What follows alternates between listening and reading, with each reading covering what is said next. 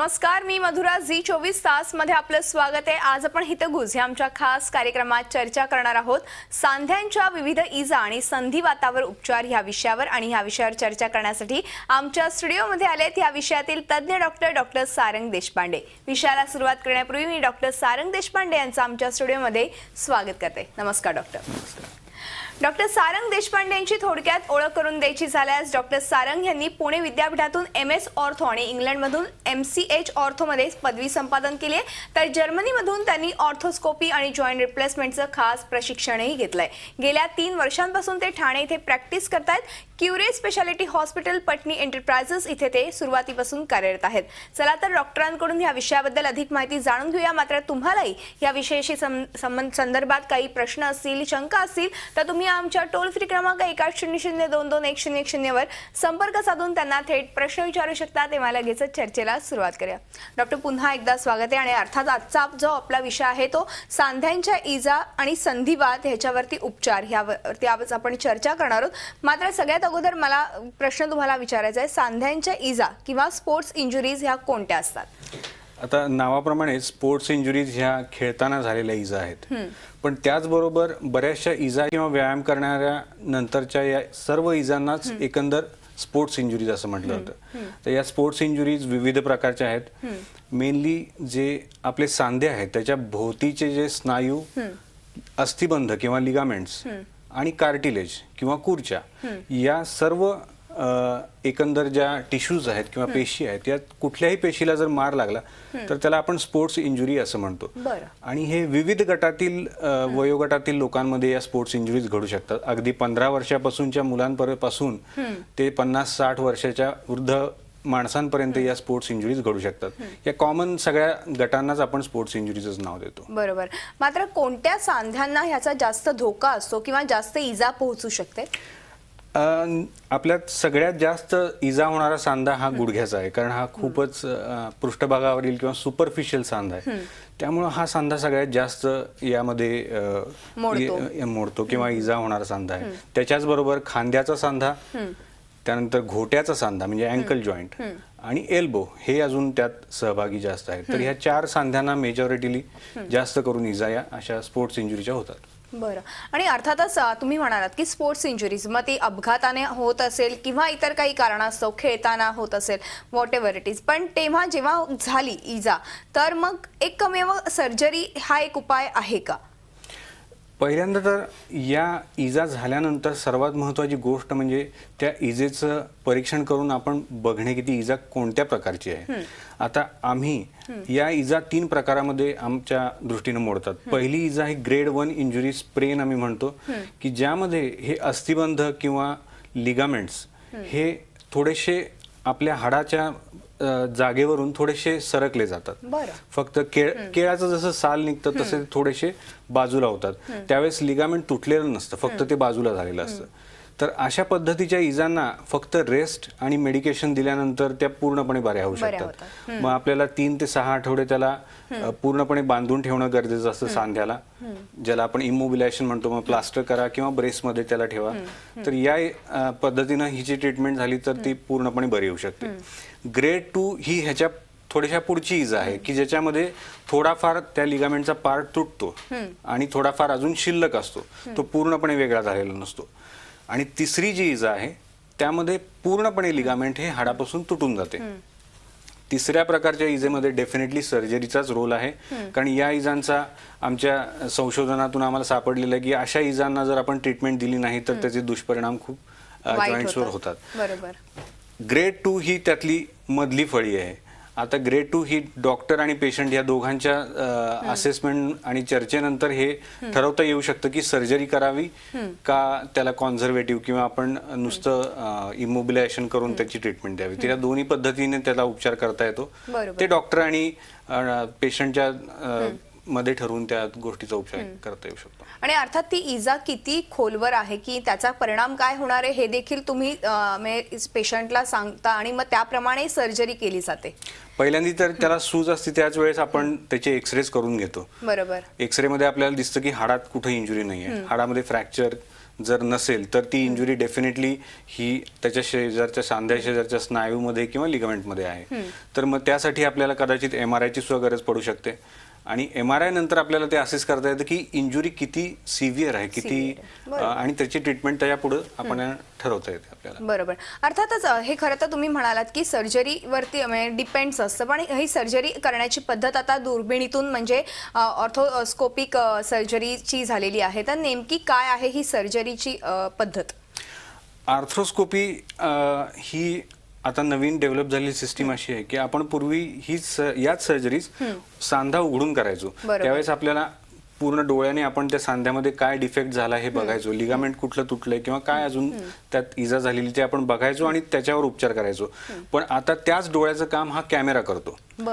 छोट्याशा छेदातून 1 किंवा 2 टाके लागणाऱ्या छेदातून आपण दुर्बीण आत टाकतो आणि दुसरीकडे तशाच पद्धतीचा छेद घेऊन आपण आपली इन्स्ट्रुमेंट किंवा हत्यारं आत टाकतो आणि त्याच्यावरून आपण आत बघतो की काय केलं गेलं पाहिजे आणि त्या दुसऱ्या हत्याराच्या सहाय्याने आपण त्याच सर्जरीज ज्या ओपन करायच्या ऐवजी न ओपन करता आपण क्लोजली करू शकतो.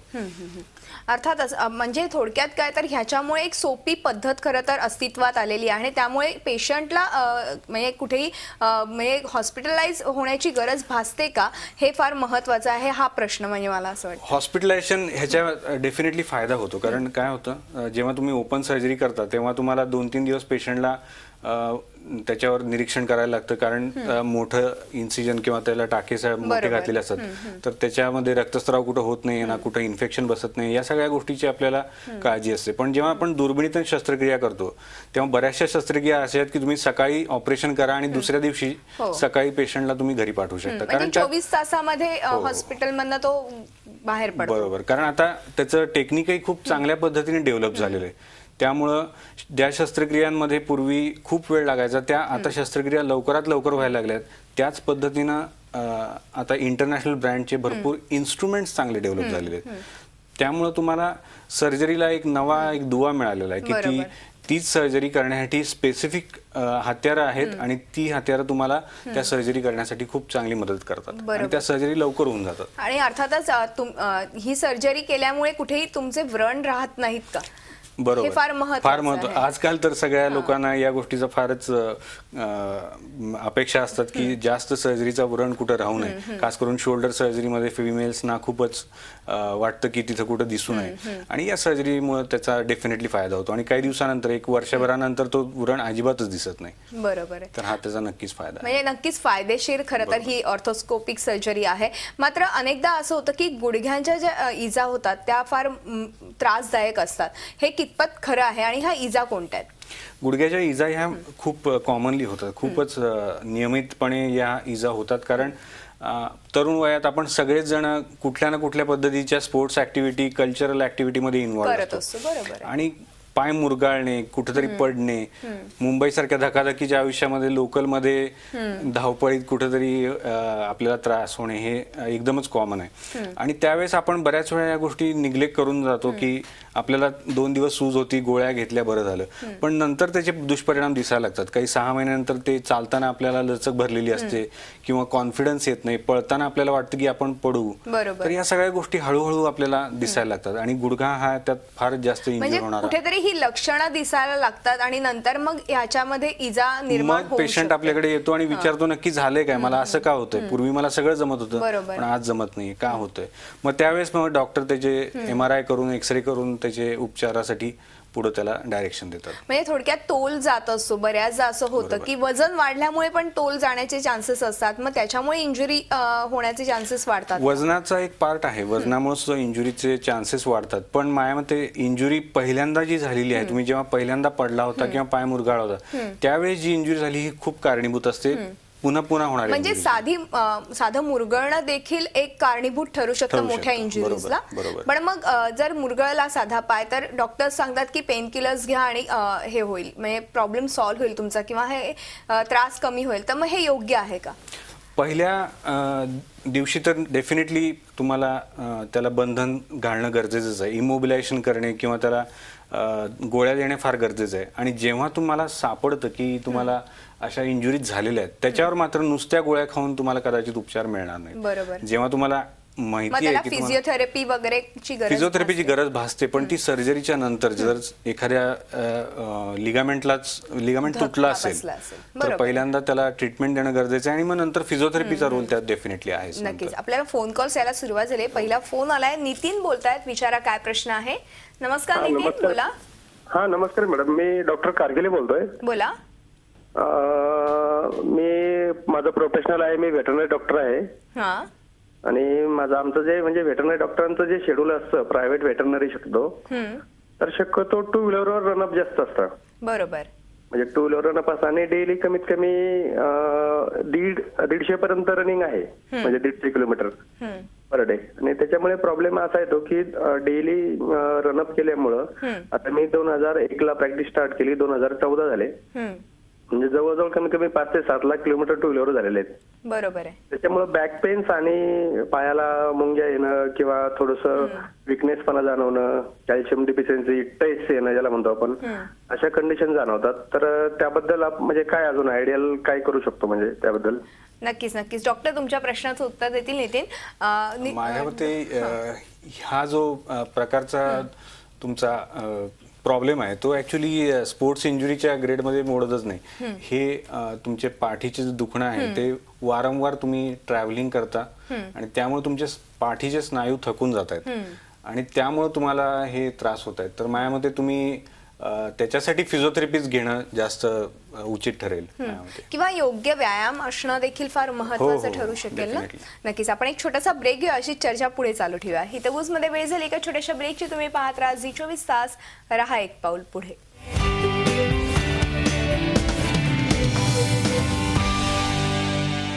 हितगुज मध्ये आपलं पुन्हा एकदा स्वागत आहे आणि आज आपण चर्चा करतोय सांध्यांच्या इजा, संधिवात आणि उपचार या विषयावर. आणि आपल्याला मार्गदर्शन करतायत डॉक्टर सारंग देशपांडे. मी पुन्हा एकदा चर्चेकडे वळते. खरं तर डॉक्टर, मगाशी मी विचारलं की गुडघ्यांना सगळ्यात जास्त इजा पोहोचत असते, तर हे गुडघ्यांच्या इजा कोणत्या आहेत त्याबद्दल सांगाल? मधुरा, मी तुम्हाला पहिल्यांदा एक गुडघ्याची संरचना दाखवतो. तर माझ्यामध्ये गुडघ्यामध्ये आपल्या 2 प्रकारचे मेनिस्कस असतात. या मेनिस्कस या अर्धचंद्राकृती असतात दोन्ही बाजूला आणि या सगळ्यात कॉमनली इंज्युअर होतात. आणि या मेनिस्कस आणि इथं जे एक मध्ये सेंटरला लिगामेंट दिसतंय ACL, तर या 2 गोष्टी सर्वात जास्त इंज्युअर होतात. बरोबर. आणि त्या सगळ्यात महत्वाच्या स्पोर्ट्स इंजुरीज आम्ही त्यात मानतो. कारण सगळ्यात पहिल्यांदा जेव्हा तुम्ही पाय मुरगाळता तुमचा किंवा पडता, तेव्हा ACL आणि मेनिस्कस ह्या 2च गोष्टी अशा आहेत की ज्या 2 हाडांच्या मध्ये अडकतात.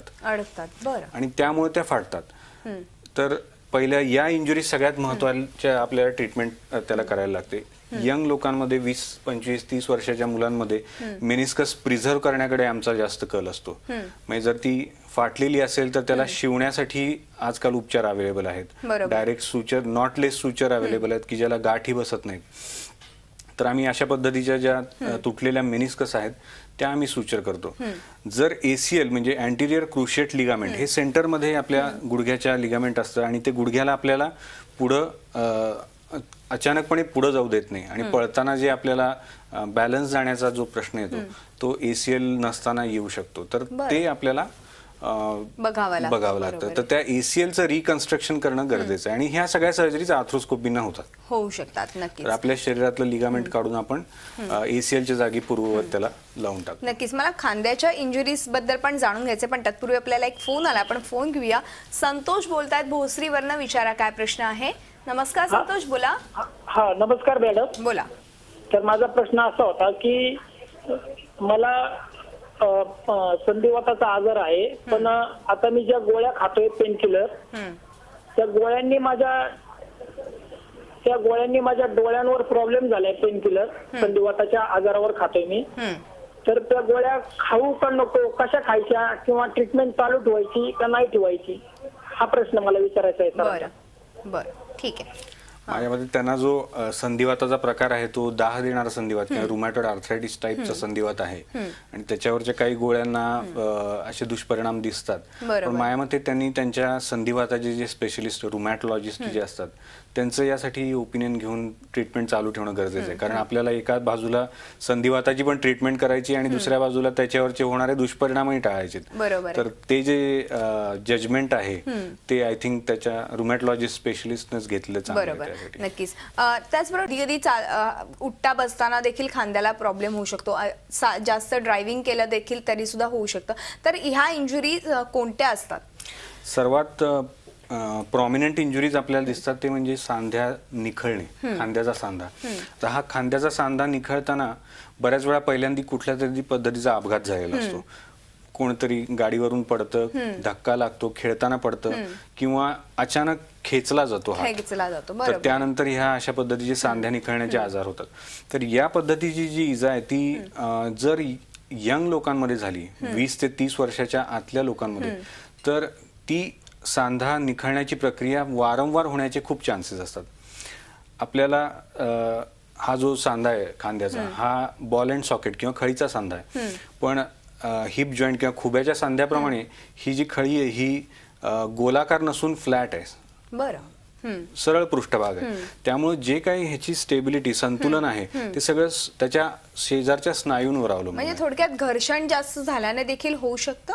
नाही, त्याच्या भोवती जे स्नायू आहेत त्याची जर थोडा पण वीकनेस झाला किंवा त्या स्नायूला इजा झाली तर होऊ शकतं. आणि हे खास करून जे सांधा निखळण्याचे प्रकार आहेत हे त्या सांध्याच्या बाजूला कडा असते, जसं आपल्या प्रेशर कुकर मध्ये आपण काळी रिंग लावतो कडेला, तशाच टाईप मध्ये आपल्या शोल्डर जॉईंटच्या अराउंड पण एक रिंग असते, लेब्रम म्हणतात त्याला.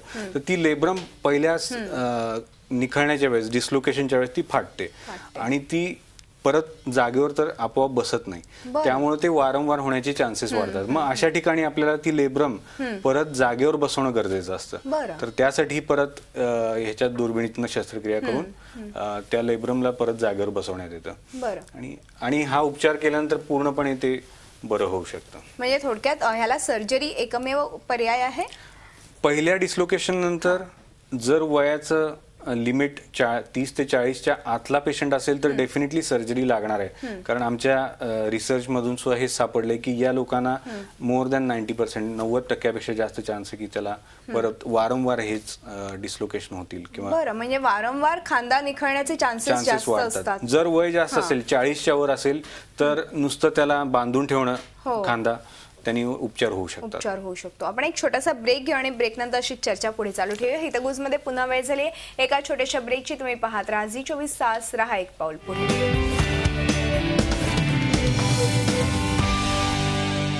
हितगुज मध्ये आपलं पुन्हा एकदा स्वागत आहे आणि आज आपण चर्चा करतोय सांध्यांच्या इजा, संधिवात आणि उपचार या विषयावर. आणि आपल्याला मार्गदर्शन करताय डॉक्टर सारंग देशपांडे. मी पुन्हा एकदा चर्चेकडे वळणारे, पण डॉक्टर आपल्याला एक फोन आलाय मीरा रोडवरनं. शांताराम बोलतायत, विचारा काय प्रश्न आहे. नमस्कार शांताराम, बोला. हॅलो. हा बोला, थेट प्रश्न विचारा. हॅलो. हा बोला. माझ्या पत्नीचं वय 62 आहे. हा. आणि तिला उजव्या पायाच्या गुडघ्यामध्ये गॅप कमी दाखवलेली आहे. बर. तर त्याच्याबद्दल काय त्याच्यावर इलाज करता येईल? नक्कीच. आणि तिला संधिवाताचा सुद्धा त्रास आहे. नक्की शांताराम डॉक्टर उत्तर देतील. डॉक्टर काय सांगाल? 62 वयाच्या मनानं जर संधिवात असेल आणि जर गुडघ्यामध्ये गॅप दाखवतोय तर ऍक्च्युली गॅप दाखवणे ही चांगली गोष्ट आहे ऍक्च्युली. कारण गॅप हा बनतो खुर्चेमुळं. जर खुर्च्या शिल्लक असेल तर डेफिनेटली आपल्याला फिजिओथेरपी आणि असे उपचार करता येऊ शकतील. पण जर आर्थरायटिस बळावलेला असेल आणि त्यांना भरपूर वेदना होत असतील, कारण आपण नुसता एक्सरे बघून ट्रीटमेंट ठरवणं चुकीचं आहे. आपल्याला ऍक्च्युअल पेशंटला होणाऱ्या वेदना आणि त्याच्यावरून त्याचं ट्रीटमेंट ठरवणं जास्त उचित राहील. जर त्यांना वेदना असह्य होत असतील, दररोज पावलागणिक होत असतील तर माझ्या मते सर्जरी करून घेणं जास्त योग्य आहे. अर्थात आता संधिवाताचा विषय निघाला तर संधिवात म्हणजे आर्थरायटिस म्हणजे नेमकं काय? आर्थरायटिस हा आजार असा आहे की जॉईंट सरफेसेस म्हणजे जे आपले दोन सांधेची जो दोन हाडं एकमेकावर घर्षण करतात त्याच्यावर जे कवच आहे, कुर्च्या आहे, त्याचा जेव्हा ऱ्हास होतो, ती जेव्हा कुर्च्या निघून जाते तेव्हा दोन्ही सांध्याची हाडं बेअर पडतात किंवा उघडी पडतात आणि ती एकमेकावर घासायला लागतात आणि त्याच्यामुळं आपल्याला त्रास होतो, वेदना होतात. तर याच आजाराला आपण आर्थरायटिस असं म्हणतो. ऍक्च्युली हे नॉमेनक्लेचर खूप जे नाव जे आहे ते खूप वाईड आहे. आर्थरायटिस मध्ये खूप प्रकार आहेत. आपल्यात कॉमनली सगळ्यात आढळणारे 3 आर्थरायटिस आहेत. एक वयोमानाप्रमाणे होणारा आर्थरायटिस जो 50-60 नंतर सर्वांनाच जास्त प्रमाणात होत असतो. दुसरा आजार म्हणजे ट्रॉमॅटिक आर्थरायटिस. काही लोकांना ऍक्सिडेंट होतात, इंजुरीज होतात. ऍक्सिडेंट नंतर फ्रॅक्चर झाल्यानंतर हाडाच्या आत म्हणजे सांध्याच्या आतमध्ये फ्रॅक्चर झालेलं असतं. तर अशा लोकांना हे आर्थरायटिस लवकर होतो, वयाच्या 40-30 होऊ शकतो हा. तर हा दुसरा ट्रॉमॅटिक आर्थरायटिस. आणि तिसरा जो आहे तो रुमॅटॉइड आर्थरायटिस, म्हणजे जो दाह देणारा आर्थरायटिस आहे तो वयाच्या 20-30 सुद्धा होऊ शकतो. तर हे 3 जास्त करून आपल्यात आढळतात आणि बाकी बरेच प्रकार त्याच्यामध्ये आहेत. नक्कीच. मात्र ह्याच्यावरती उपाय म्हणजे नॉन सर्जिकल का सर्जिकल? आर्थरायटिसची आपल्याला उपाय करण्याच्या दोन्ही पद्धती अवेलेबल आहेत. सर्जिकल पद्धतीला जाण्याच्या आधी आपण नक्कीच नॉन सर्जिकल ट्रीटमेंटचा विचार करायला हवा. बरोबर. तर नॉन सर्जिकल ट्रीटमेंटमध्ये आपण पहिल्यांदी व्यायाम, फिजिओथेरपीने आपल्या स्नायूंना बळकटी मिळते आणि स्नायू आपले मेंटेन राहतात. तर ती सगळ्यात महत्वाची गोष्ट आहे. त्यानंतर आपल्याला गरम शेक देऊ शकता, गोळ्याचा वापर आपल्याला करता येऊ शकतो आणि त्याच्यात काही इंजेक्शन काही लोक देतात, तर ती काही प्रमाणात उपयोगी पडू शकतात. पण माझ्या मते व्यायाम आणि कमीत कमी गोळ्या ह्याच्यावर जास्त करून भर असतो. नक्कीच. आणि एक शेवटचा आणि महत्त्वाचा प्रश्न म्हणजे सर्जिकल जर ट्रीटमेंट घेतली तर त्याच्यामध्ये परदेशी बनावटीचे इम्प्लांट टाकावेत का? तेच योग्य ठरतात का? हा फार महत्वाचा प्रश्न आहे आणि चांगला प्रश्न विचारला. कारण परदेशी बनावटीचे इम्प्लांट आणि आपले इंडियन इम्प्लांट ह्यामध्ये फरक हाच आहे की परदेशी बनावटीचे इम्प्लांटवर भरपूर रिसर्च झालेला आहे, त्याच्यावर भरपूर पेपर्स पब्लिश्ड आहेत. त्याची जी डेव्हलपमेंट केली गेली, त्याचा जो स्ट्रक्चर तयार केलं गेलं त्याच्यावर खूप रिसर्च झालेला आहे. आणि खरं सांगायला गेलं तर यात डिझाईन मध्ये त्याची जी संरचना केली गेलेली आहे त्यात थोडा सुद्धा अंशतः जरी बदल केला तरी चांगला सक्सेसफुल इम्प्लांट, चांगला चालणारा इम्प्लांट एकदम डिझास्टर होऊ शकतो, तो खराब होऊ शकतो. त्यामुळं ज्या इम्पोर्टेड कंपनीचा इम्प्लांटचा रिझल्ट आपल्याला माहिती आहे की इतके वर्ष हा नक्की चालणार आहे, 15 वर्ष 95% लोकांमध्ये तो चालणार आहे, हे रिसर्चने सांगितलेलं आहे. तर अशा पद्धतीच्याच रिझल्टच्या मागे आपण असावं. ते इंडियन कंपन्यांमध्ये अजून काय तर परदेशी बनावटीचे जे इम्प्लांट आहेत ते जास्त फायदेशीर ठरू शकतात. आणि अर्थात डॉक्टर, वेळ संपल्यामुळे आज आपल्याला इथेच थांबावं लागतं. मात्र तुम्ही आलात आणि मोलाचं मार्गदर्शन आमच्या प्रेक्षकांना केलं त्याबद्दल मनपूर्वक धन्यवाद. हितगुज मध्ये आज आपण इथेच थांबतो. तुम्ही पाहत राहा झी24 तास, रहा एक पाऊल पुढे.